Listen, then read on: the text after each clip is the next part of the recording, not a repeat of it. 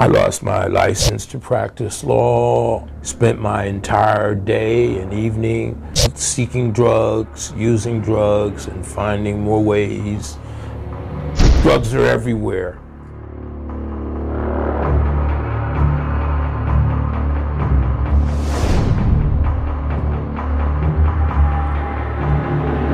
Drug overdoses are now the leading cause of unintentional death in the United States by far. That is why, effective today, my administration is officially declaring the opioid crisis a national public health emergency under federal law.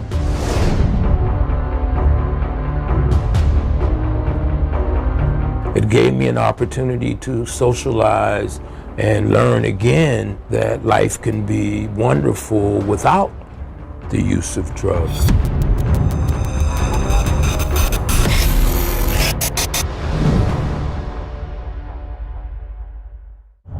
마약 문제 해결의 실마리를 찾기 위해 미국 뉴욕에 있는 한 약물 중독 재활센터에 방문 예약을 했습니다. 한때 마약 중독이었고 지금은 벗어나서 그 치료센터에서 다른 중독자들을 도와주고 있는 분이거든요. 저희도 어떤 내용으로 얘기를 해줄지 좀 궁금합니다. 미국은 우리나라보다 훨씬 마약 중독 문제가 심각하기 때문에 곳곳에 마약 중독자들을 위한 치료센터들이 있거든요. 이 센터 이름이 사마리탄인데 성경에 등장하는 이름이거든요. 중독 상태에 있거나 굉장히 어려운 사람들을 돌본다 이런 의미를 담고 있는 것 같습니다.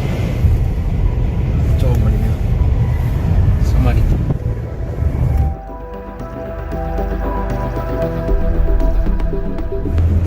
Sean? Hi, yeah. Hi, nice to meet you. Very, very nice to meet you. Harry Scott. Sean, nice How are to meet you. Great. Hi.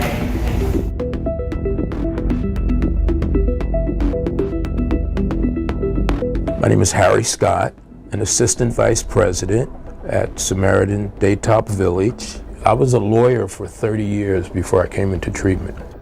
I'm also a graduate of Samaritan Daytop Village. I was a client 15 years ago. My job is to help to run a number of our substance abuse treatment programs. 마약 중독자에서 상담사로 변신한 해리 스콧. 먼저 미국에서 마약 중독 문제가 얼마나 심각한지 물었습니다. It's very serious. In 2018, approximately 72,000 people died from overdoses.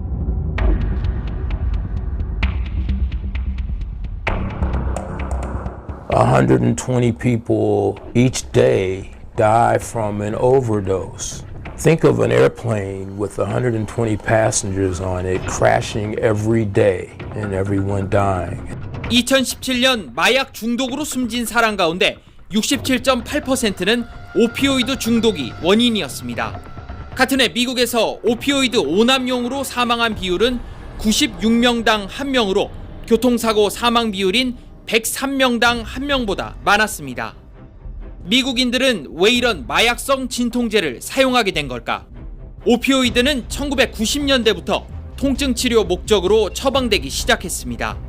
당시 제약회사들은 오피오이드가 중독성이 없다고 광고했고 Don't be afraid to take what they give you. 1% of patients taking opioids actually become addicted.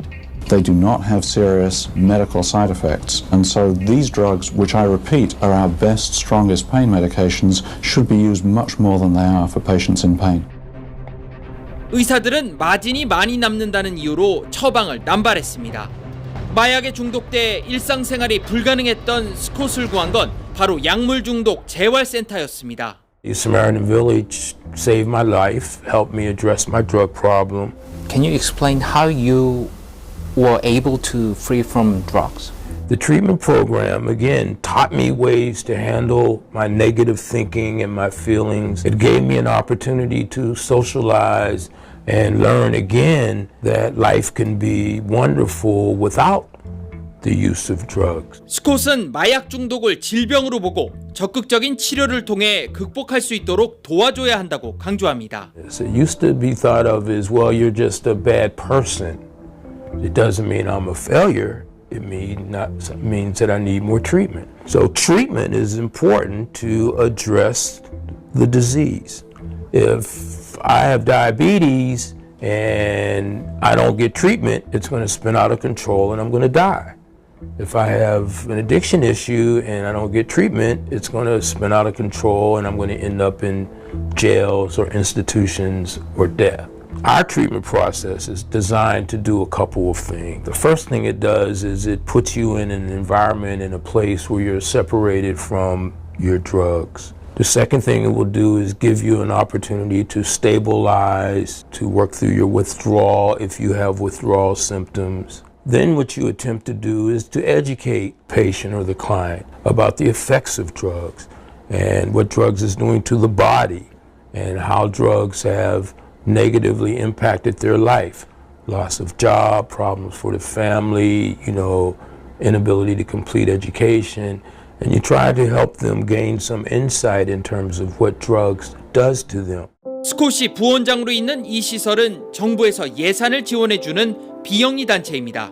Does Samaritan Data Village get any support from New York City or the U.S. government? Yes, from both the federal government, which gives money to the state. The state then funds most of our programs. New York City also contributes money towards food and shelter. So our programs are free. We are required by law to accept anyone that needs treatment, regardless of their ability to pay, and the state pays for it.